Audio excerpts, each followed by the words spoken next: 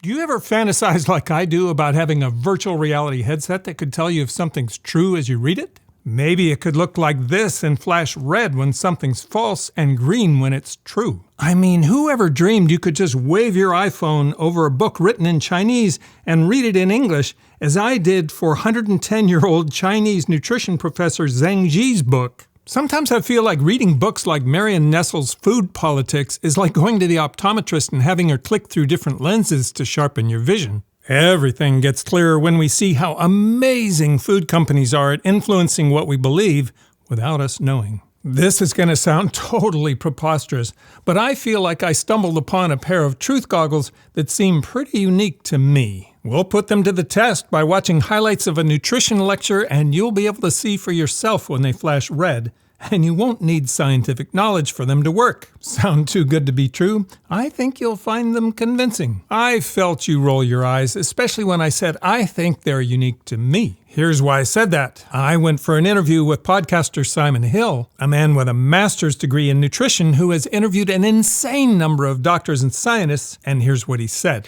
Chris flew down to Los Angeles to meet me for this episode, and of course, being the historian that he is, he brought 2 full suitcases full of classic nutrition books and magazines.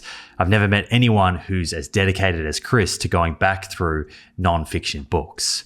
The thing is, my scientific background is physics, and in that field we are obsessed with the history of scientific discovery. Robert Oppenheimer spent his years after developing the atomic bomb giving fantastic lectures on the history of physics, and many of those lectures are on YouTube. This will really not be a lecture about technical things, but it will be about a great man of science. Pure gold. So I was naturally drawn to the history of nutrition science. For years, I thought it was probably just an irrational passion, so I'm honestly shocked to see how powerful it is at separating fact from fiction. For example, scientist David Diamond wrote an opinion piece with the stunning headline, "Statin therapy is not warranted for a person with high LDL cholesterol on a low-carbohydrate diet." There aren't many bigger topics in nutrition science than heart disease, cholesterol, and statins, so I decided I better listen to Dr. Diamond's lectures. I liked his backstory. He's a neuroscientist and professor at the University of South Florida with genetically high cholesterol, who has taken a very long and deep dive on the topic out of personal interest, and he has bet his own life on what he believes. Ironically, I listened to this lecture in my car as I drove to a giant IMAX screen to watch Oppenheimer, for such is my crazy love of scientific history.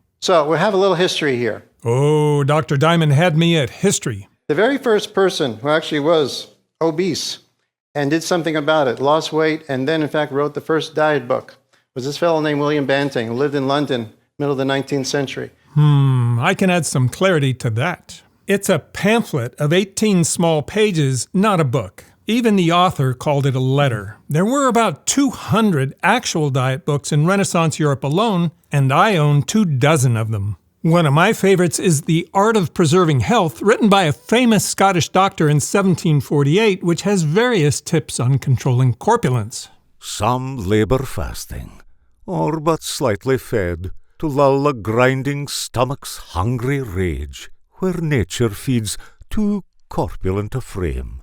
'Tis wisely done. Back to Banting's letter. His doctor actually prescribed that he limit and completely eliminate carbohydrates. So he eliminated potatoes, bread, and sugar, but he was allowed to eat as much meat and other animal products as he wanted.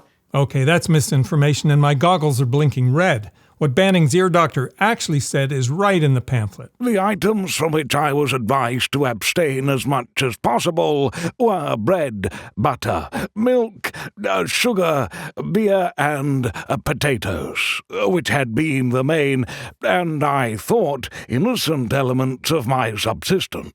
Dr. Diamond didn't mention the milk and butter. What was on Banting's list were thought of as common fattening foods we had overeaten for centuries, and they're in many of my Renaissance diet books. In the addendum to the 3rd edition of Banting's pamphlet, the edition that Dr. Diamond showed, Banting said, "The remedy may be as old as the hills, as I have since been told." No kidding. Here's Thomas Tryon's famous 1683 diet book. After persons are grown very fat, it is more difficult to contract nature. It may well be done, but not without some trouble. Instead of morning draughts of strong drink, drink or eat a pint or more of thin water gruel, lightly boiled, with only a little butter, bread, and salt, but not too much butter, and then to walk.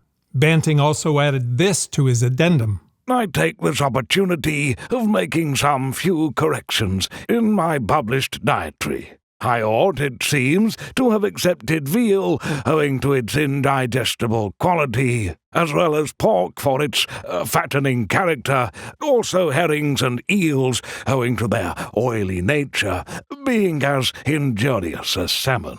In respect to vegetables, not only should potatoes be prohibited, but parsnips and carrots.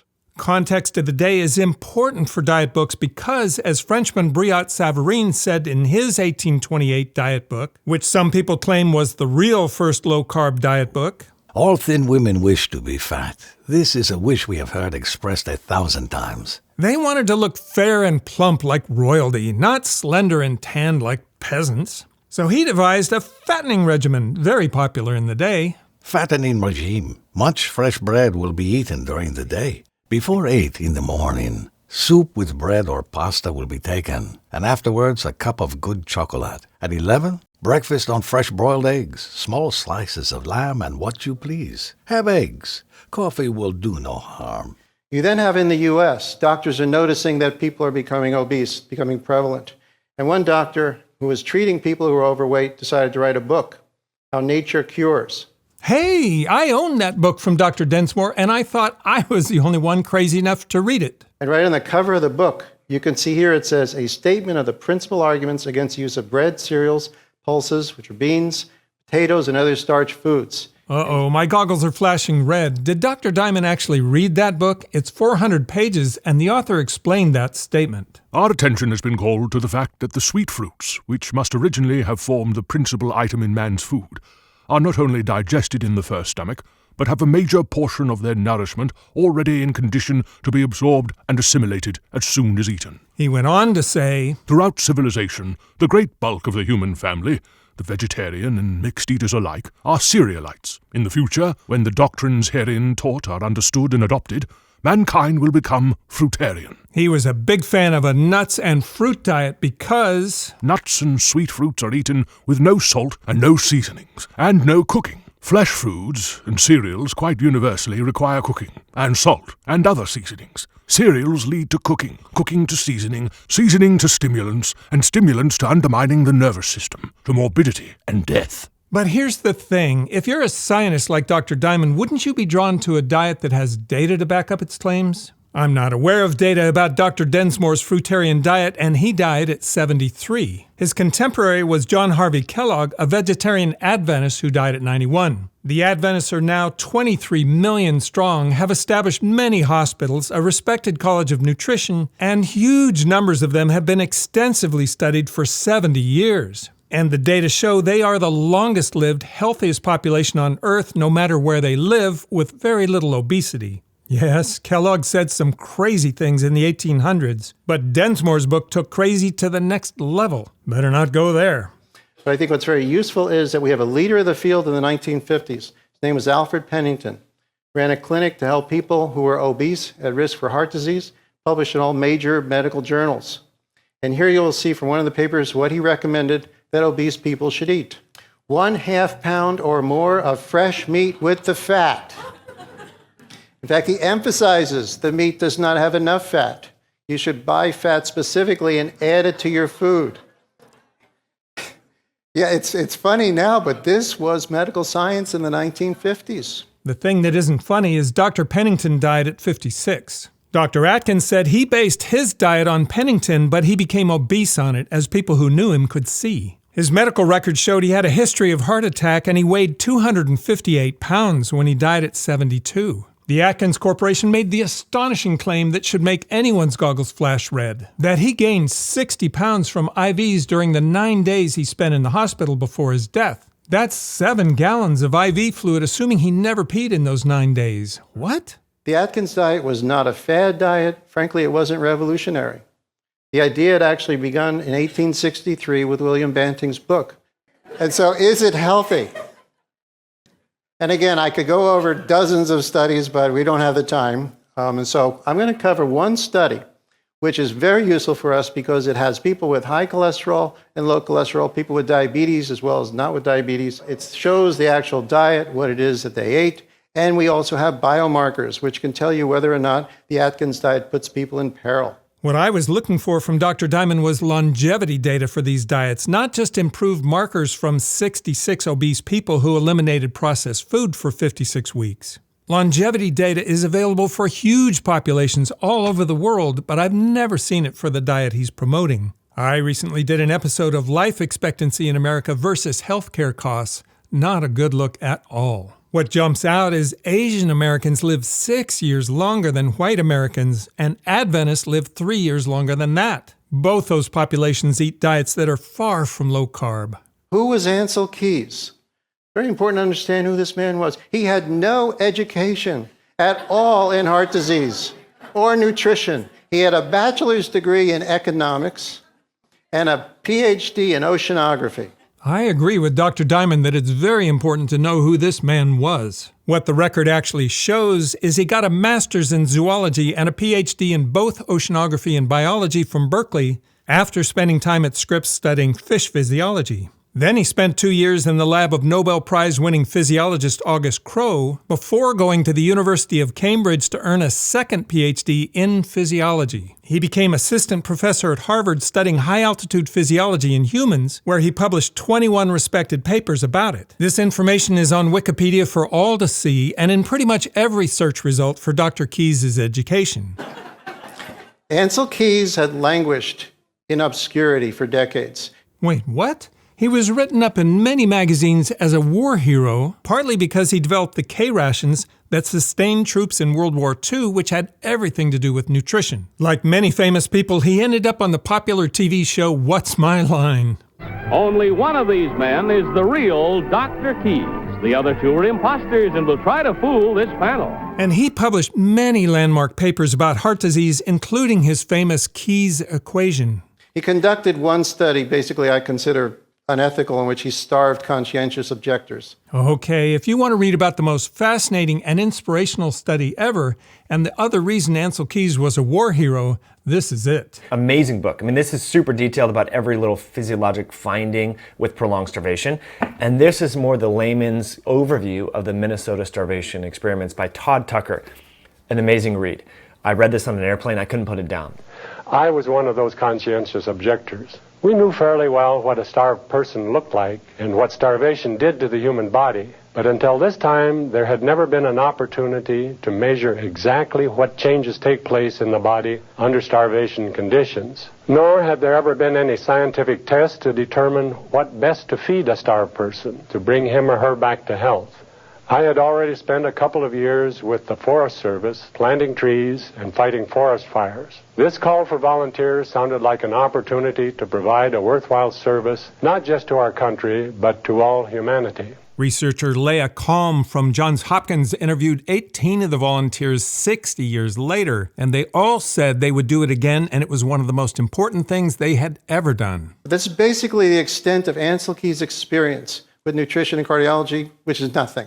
Dr. Diamond must not have read this Time magazine cover story about Dr. Keys, because if he had, he would have known about his 1959 best-selling book on nutrition, which introduced the Mediterranean diet, one of the most respected diets in the world, which has stood the test of time. He would have known about Ancel's amazing study of Japanese men that he published in 1958 in the Annals of Medicine, showing that Japanese men whose diet was fish, rice, and veggies had very low rates of heart attack. But if they moved to Hawaii, they began to eat more meat, dairy, and eggs and experienced 4 times the heart attack rate. And if they moved to Los Angeles, they ate even more meat, dairy, and eggs, and their heart attack rate became 10 times what it was when they lived in Japan. Am I the only one to have read this article in the last 60 years?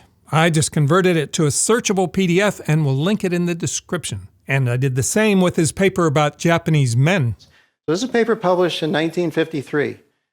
Think about this contrast to where Pennington is publishing in the New England Journal of Medicine. Keys is publishing in barely better than a newsletter out of a hospital. Yes, he was giving a talk at a hospital. He published it 2 years later with the National Academy of Sciences.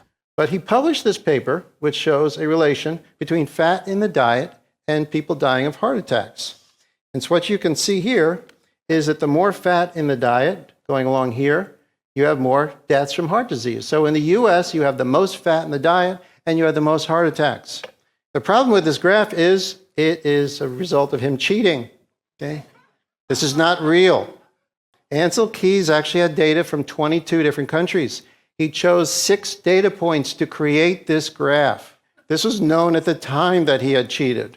In fact, here is a paper published in 1957 basically saying that Keys had cheated. So that is a fascinating paper, and it's quoted very often in the low-carb community. I promised you wouldn't need any science in this episode, and you don't for that paper. It's simply about how many carbs, fat, and protein people in 22 countries ate in the early 50s. The problem is, I've never found anyone who has actually read it besides my centenarian nutrition professor friends who read it back in 1957 when it was published. Maybe that's because the only copy has been a very poor scan, not searchable on CrossFit's website with poorly annotated graphics. So I made a clear, searchable PDF with beautifully annotated graphics and made it publicly available online. You'll find a link in the description. They introduced the paper quite politely by saying, no information is given by Keys as to why he chose 6 out of 22 data points. The irony is, the 2 guys who published the 1957 paper must have skimmed Ancel's 1953 paper and missed his explanation. The paper is 22 pages. He published a table of 16 countries for all-cause mortality, and he chose them because they were reasonably comparable in race, climate, culture, medical systems, and vital statistics. But he bemoaned the fact that he could only find 6 that had comparable vital statistics specific to heart disease and diet, and he was detailed about what comparable meant.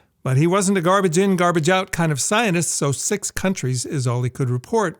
I applaud the authors of the 1957 paper for trying to make sense of the more recent data they had from 22 countries. But they spent most of the paper complaining about it, guessing where the data points should go for countries like France, Mexico, and Chile, and finally leaving it up to the reader to make sense of it. I think we should take their word for it that their data had considerable limitations and supplementary investigations were essential. So we're going to show you all 22 data points.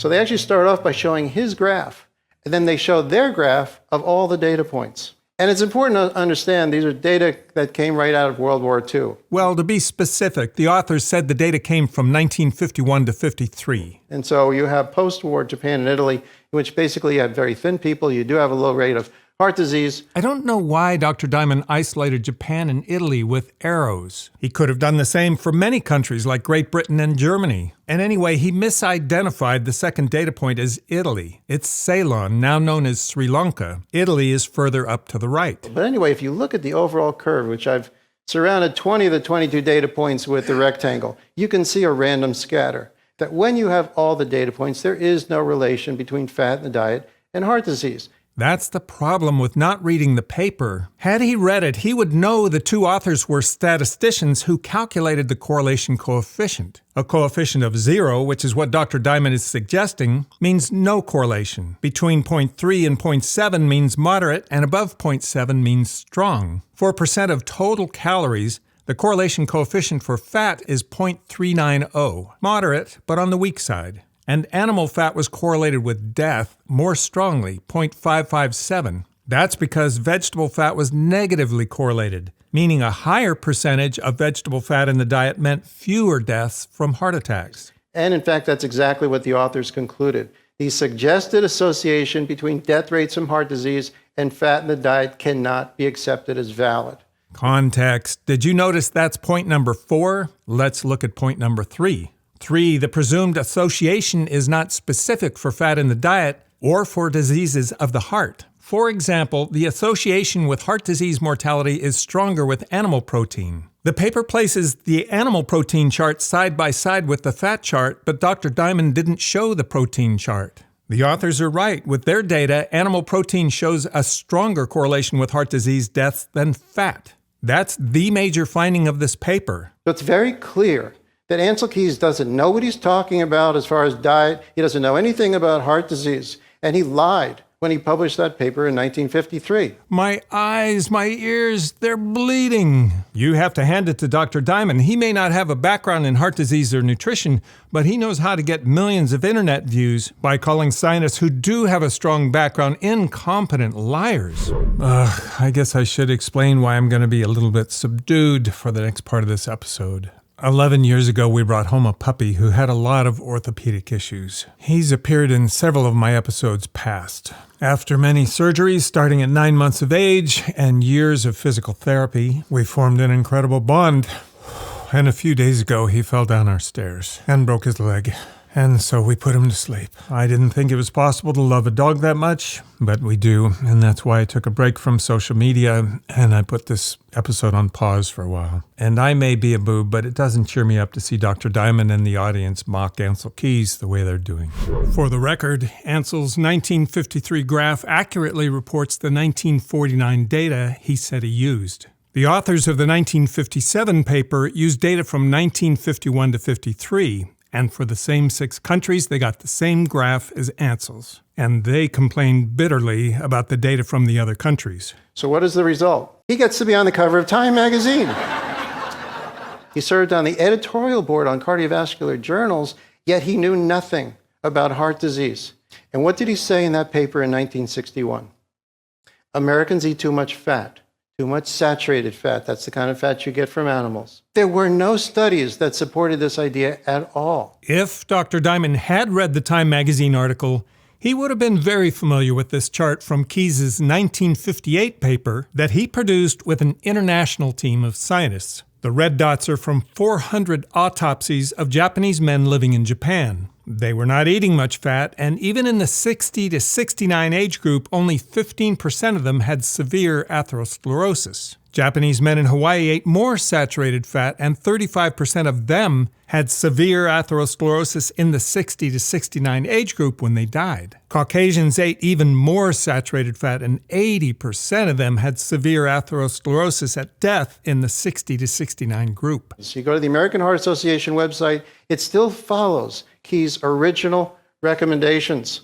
Well, if you don't trust the American Heart Association, and no one would blame you given the poor life expectancy in the U.S., there are something like 200 other countries with their own teams of independent scientists, many of whom who've never heard of Ancel Keys. And all their food guides look like what Ancel advised in Time magazine in 1961. I read Japanese centenarian physician Shigeaki Hinohara's book on nutrition, and honestly, I couldn't tell any difference with Ancel Keys' 1959 book. Dr. Hinohara even promoted olive oil.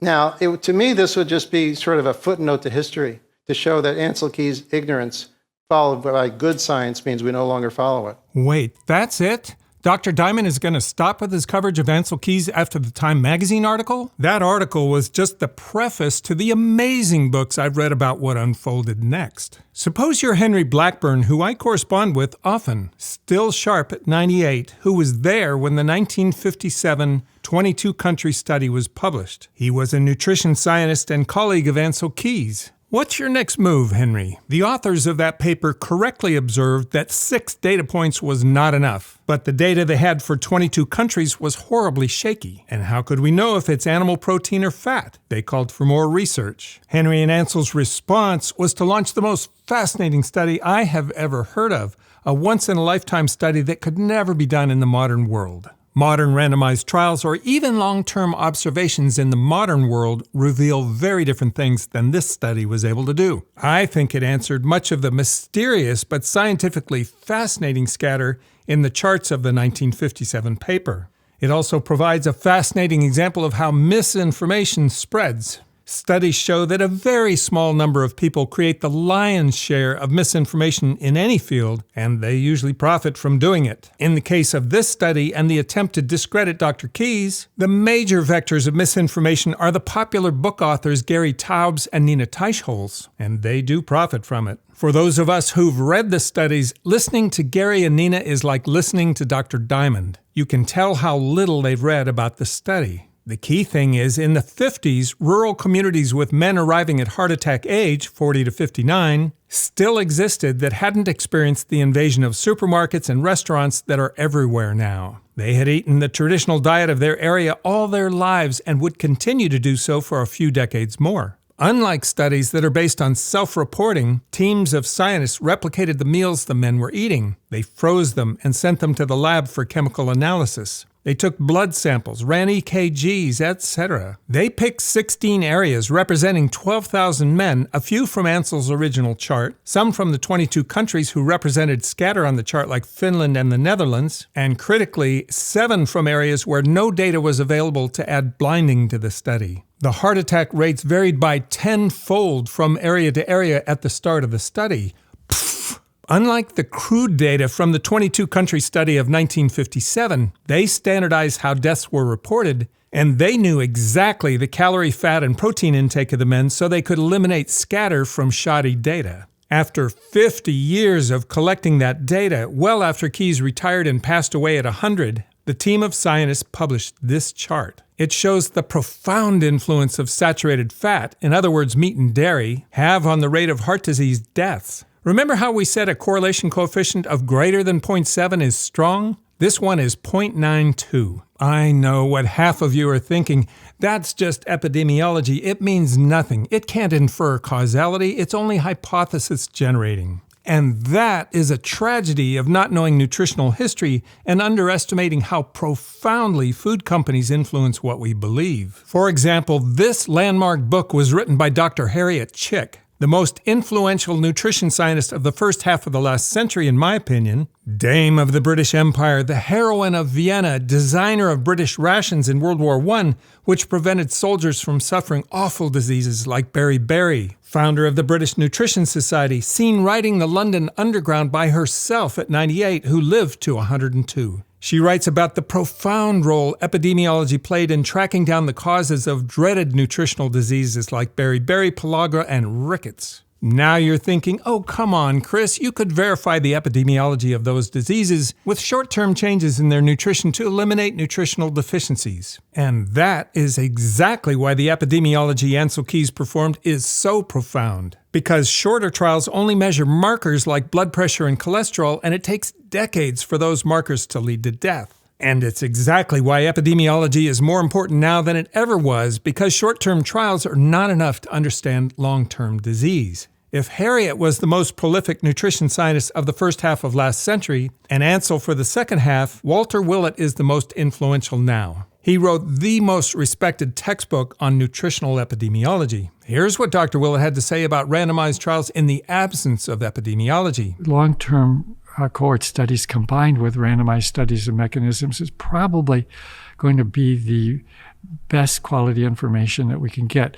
And this is not unusual. Most of the important things we assume are causation and we make decisions are not based on randomized trials. And it's sort of, the more important the question is, often the harder it is to do a randomized trial. Smoking's a good example of that. Smoking's a good example. Or do you believe in climate change? Of course.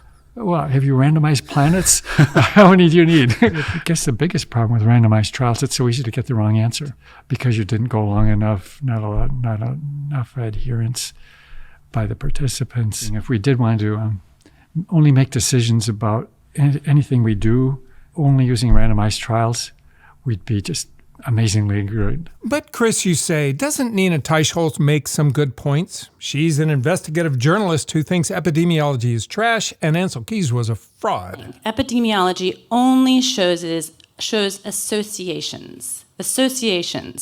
And nutritional epidemiology is particularly fraught because it depends on people reporting what they ate. You know, listening to her is exactly like listening to Dr. Diamond. Neither has been involved in heart disease or nutrition research, and you can tell they haven't read much of Walter Willett's books. In Nina's case, she has $1 million annual budget for PR and lobbying to promote meat and dairy, and those industries have every incentive to cast doubt on epidemiology, because it shows very clearly that populations who eat a lot of meat and dairy live shorter, less healthy lives. You can have a little, as population studies show, just not a lot. And that brings me back to Dr. Diamond's paper claiming if you're on a low-carb diet and have high LDL cholesterol, you don't need statins. A bold claim like that deserves strong data to back it up. But if you read that paper, all the studies it references were of 1 to 3 years duration except one. For that one, he said, the longest assessment of low-carb diet effects on record is by Huizinga et al., who documented the safety and effectiveness of the ketogenic diet over a 10-year period in the treatment of patients with epilepsy, without evidence of an increase in cardiovascular disease risk biomarkers. Well, that's encouraging, but 10 years is not 50 like the chart I showed from the 7 countries study. And it's for biomarkers, not outcomes like death. How many people? 10. Well, that's not the 12,000 in the 7 countries study or the 100,000 in the Adventist 2 study. When you read the Time magazine article, you'll see how proud Ancel was about the statistical power of his studies. Time quotes him as saying, "I've got 5,000 cases." What about the ages of this 10-year, 10-patient biomarker paper? Were they of the age when atherosclerosis really takes hold, as Keys showed in his 1958 study? They were young children. They were 7 months to 7 years old when they started the keto diet. They had epilepsy because they had impaired glucose transport to the brain. I have no idea why a scientist would hang his hat on a study like that with 42 citations. But it gets worse. Here he cites just a letter to the editor from a student with a bachelor's degree in nutrition science who hasn't been heard from in years. And what you actually find here is more fat in the diet is associated with less deaths from heart disease, the complete opposite of the graph that Keys created in 1953. Let's look at the data point that's at the very extreme, right here. The people who eat the most fat and have the least heart disease. France, okay? The French are truly horrible people. They don't respect the American Heart Association at all. They have an absolutely anti-American Heart Association diet, and Keys refused to acknowledge that the country even existed. The good news about knowing nutrition history is you'd know immediately the French have their own heart association founded in 1937. Here are their guidelines. A healthy diet is a cornerstone of cardiovascular disease prevention. Adopt a Mediterranean or similar diet. Replace saturated fat, for example, fast food and red meat, with unsaturated fat, for example, olive oil and avocado. Reduce salt intake, eat more whole grains, fruits, vegetables, and nuts, eat fish at least once a week, and reduce sugar intake. 3 things. First of all, this is the 1957 graph Dr. Diamond referenced to discredit Dr. Keys earlier in this talk, cleaned up by me so we don't confuse data points like Dr. Diamond had done before. That's where France is on the chart, not unusual in terms of fat intake versus heart attack rate. The authors of the 1957 paper struggled with the data from France, and we now know France was underreporting their heart disease deaths by about 20% back then. Second, Ancel tried to get France to fund a cohort of the 7-country study in France, but they passed like a few other countries did. So he did the next best thing and got a French doctor on the team, Dr. Jacques Carlotti, which you see in this film. Dr. Carlotti, preparing a patient, Dr. Carlotti of Paris, preparing a patient for the electrocardiogram, which is being taken by Professor Kimura of Japan, Fukuoka, Japan, who joined our international team. Third, Dr. Keys didn't fall into the trap of thinking that countries are monoliths. That's why the 7-country study had 16 study areas: Western Finland, Eastern Finland, several areas of Italy, etc. Here's what Dr. Willett had to say about France. And of course, France itself has been interesting, but France is not monolithic either.